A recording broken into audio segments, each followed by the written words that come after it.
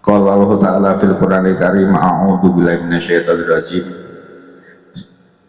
Syahrul Ramadan alladzi unzila fil Qur'an hudal linnas wa bayyinatin minal huda wal furqan. Al-ayah.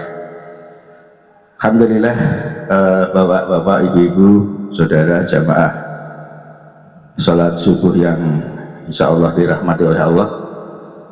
Alhamdulillah, selalu harus kita panjatkan kepada Allah syukur.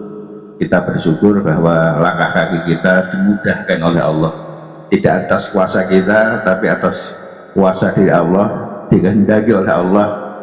Kita tetap istiqomah sampai dengan pagi ini, hari ke-19 sudah melampaui setengah, artinya sudah sepertiga yang kedua gitu, dari Ramadan ini.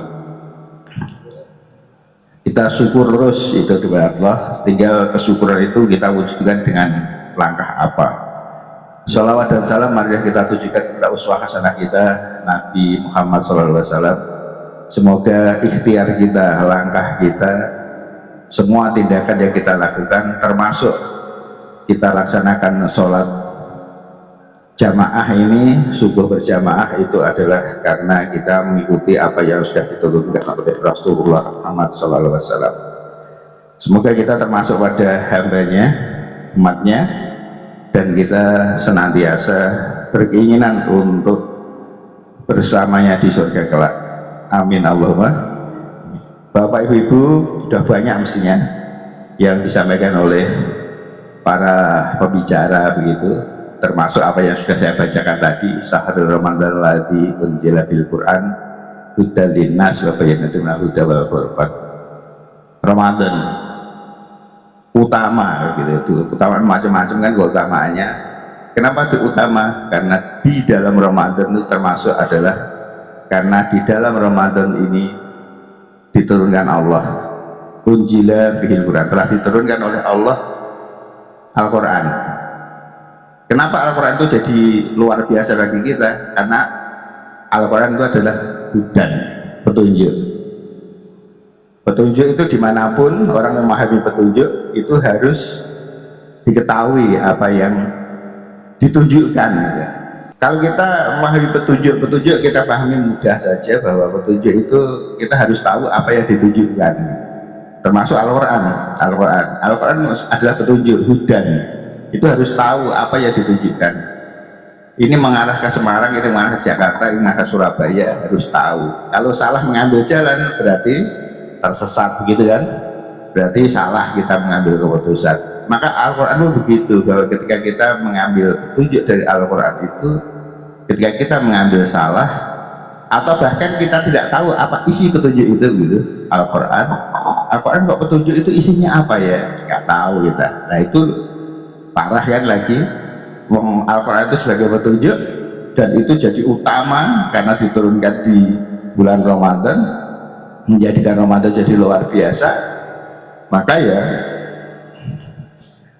ya harus diperbaiki bahwa petunjuk yang itu harus kita baca sehingga kita tahu apa yang ditunjukkan di dalam Al-Quran itu ada apa, sehingga ketika Al-Quran itu yang sebagai petunjuk itu kita laksanakan apa isinya, maka akan terjadilah bahwa di dalam diri orang-orang yang memegang Al-Quran itu beda gitu. Maka Quran itu hudan wal furqan. Nek sama saja ya tidak ada beda ya, berarti kurang itu kita memegang Al-Qurannya. Kita yang ada di sini kan bagian kecil dari yang lain, artinya kita beda dengan yang lain. Al-Quran sudah membuat kita berbeda dengan yang lain gitu.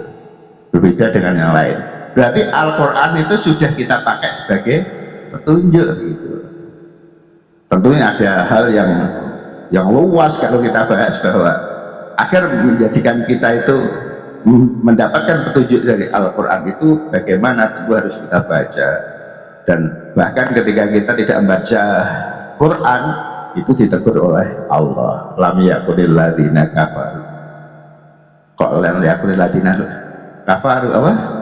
Alam yaknil ladina amanu antasa qulubuhum li dzikrillah. Gitu ditegur oleh Allah kan kita. ketika kita nggak baca Quran. Karena kalau kita nggak baca Quran, tentu kita tidak akan bisa mendapat petunjuk, dan tentu kita tidak bisa menjadi hal yang berbeda dengan yang lain.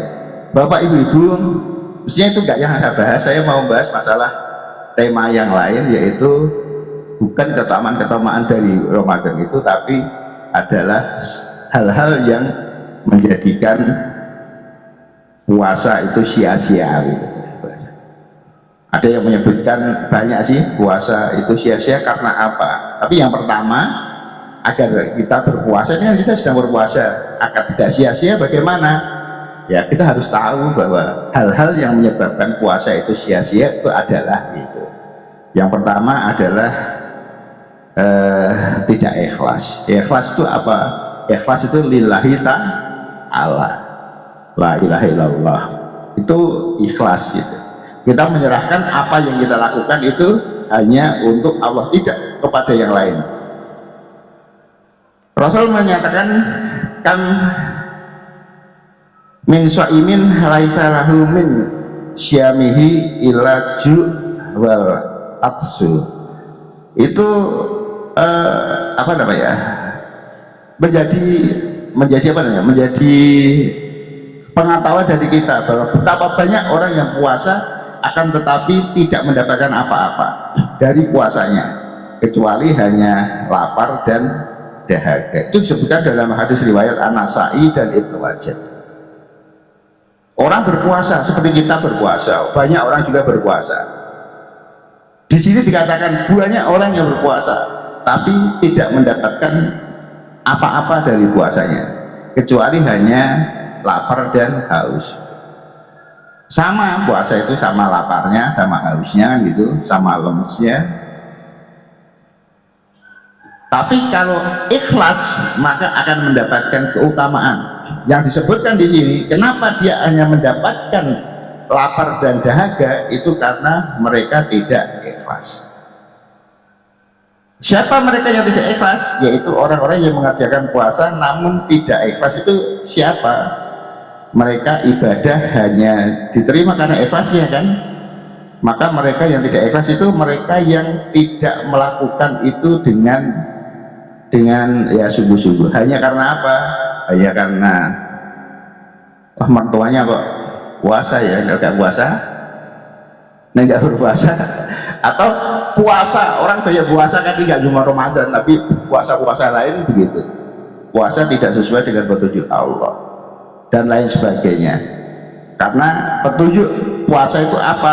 Petunjuk puasa itu barang siapa yang berpuasa Ramadan karena iman dan mengharapkan perhitungan pahala dari Allah, maka berarti orang yang tidak ikhlas itu adalah orang yang tidak melandasi puasanya dengan keimanan. Dengan keimanan. Wong dia tidak beragama Islam misalnya.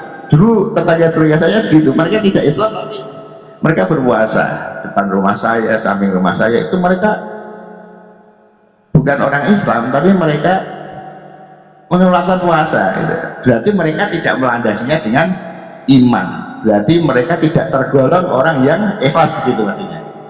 Maka barang siapa man shoma ramadhana imanan wahtisaban ghafira lahu ma taqaddama min dambi. Barang siapa yang berpuasa Ramadan karena iman dan mengharapkan perhitungan pahala dari Allah, itu akan diampuni oleh Allah dosa-dosanya yang telah lalu. Maka utama itu bahwa jaga keikhlasan. Keikhlasan itu apa? Keikhlasan itu adalah lillahi ta'ala, artinya jaga iman kita, iman, dan selalu berharap mendapatkan pahala dari Allah. Allah puasa-puasai buat dikai pahala kok Gusti Allah, itu juga nggak benar. Bahwa puasa kita itu adalah mengharapkan pahala dari Allah. Dan kalau kita puasa nggak benar pahala dari Allah, kita mengharapkan apa? Ya itu kan, kita mengharapkan apa? Kemudian yang kedua, kalau sia-sia puasa kita kalau kita kata-kata ucapan-ucapan kita itu ucapan-ucapan yang kotor. Tahun kotor itu meliputi tahun ucapan yang keji gitu ya, yang keji. Orang berkata-kata keji, orang berkata keji alias rafas. Yang secara mudahnya berarti hal-hal yang mengarah kepada hal-hal yang tidak diturunkan, tidak apa ya? Ya, nafasnya apa? Saru ya itu ya, saru. Saru porno, ngarah pada pornografi. Omongnya saru terus. Tahu saru, Mas Wid? Oh iya, iya saru gitu. Porno itu orang menjalani puasa tapi dengan perkataan-perkataan yang keji, yang rapas. Puasa adalah kalau dalilnya ya itu diriwayatkan oleh hadis riwayat Bukhari Muslim, artinya aja puasa adalah perisai, maka barang siapa yang sedang berpuasa janganlah berkata keji dan mengumpat. Misuh ya, misuh. Jika seorang mencela atau mengajaknya bertengkar, hendaklah ia berkata, ini shaim, aku ini sedang poso, aku lagi poso di aja bojak gelut gitu kan ya. Soalnya nih baca gelut, wong awak lemes ya. Oke lah, itu apa aja sahabat-sahabat Rasul itu puasa-puasa itu berperang ya, kuat-kuat ya. Kalau saya membayangkan tuh nggak terbayang ya. Poso-poso kok perang. Nek perang zaman mono tuh kan menghadapi komputer gitu untuk menggerakkan apa namanya, menggerakkan senjata, tapi olah tenaga ya, tenaga. Gowo pedang itu abu dah, gowo peso ya abu toh, ya. Gowo pedang lo abu, gowo pistol ya abu tidak. Numpak jaran itu ya berat itu, berat. Itu dilakukan oleh sahabat Rasul. Loh, kanto apa nih? Kanto bertengkar, masa itu bertengkar. Umat Islam bertengkar pada saat puasa, berperang pada saat puasa karena apa? Karena banyak sebab yang ada di sana, bisa kita kaji nantinya. Jadi itulah juga yang menjadi dasar yang ketiga, bahwa berpuasa bisa sia-sia kalau suka mengumpat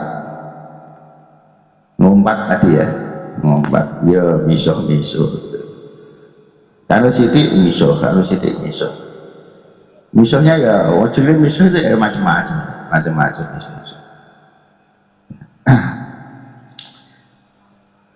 Habis di atas itu sudah menjadi dasar bahwa mengumpat dan marah ya, suka marah-marah, sedikit nyamuk, ibnu wamuk, ono sing tergeti masjid diamuk, wes pel diri dia masih itu.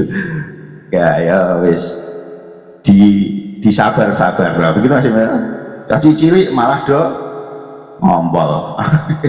ngompol tekan-tekane ini orang jelas apa sih ngompol apa oleh tekan dindi, wong bocah cilik melayu ya gak jelas. Orang nganggo udah deres, karena udah deres kan orang bedanya antara opol ambean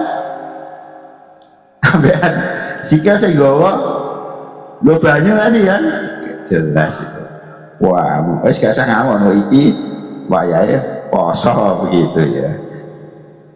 Jadi mestinya banyak ini yang ada dari hal-hal yang bisa membatalkan, bukan membatalkan, sia-sia puasa kita bisa tidak berpahala kalau kita melakukan hal-hal ini. Banyak sekali yang masih ada, diantaranya nanti ada apa ya, ghibah dan seterusnya, itu kita bahas nanti saja. Sementara pagi ini cukup, semoga bermanfaat. Kita harus jaga keikhlasan, harus menjaga kata-kata kita untuk tidak kata-kata kotor, keji dan seterusnya. Kemudian dia mengendalikan diri untuk tidak banyak mengumpat, untuk tidak banyak mengendalikan diri agar tidak marah-marah dalam segala hal. Demikian yang bisa saya sampaikan untuk pagi hari ini. Semoga bermanfaat dan menjadikan puasa kita lebih banyak hikmah yang kita terima. Assalamualaikum warahmatullahi wabarakatuh.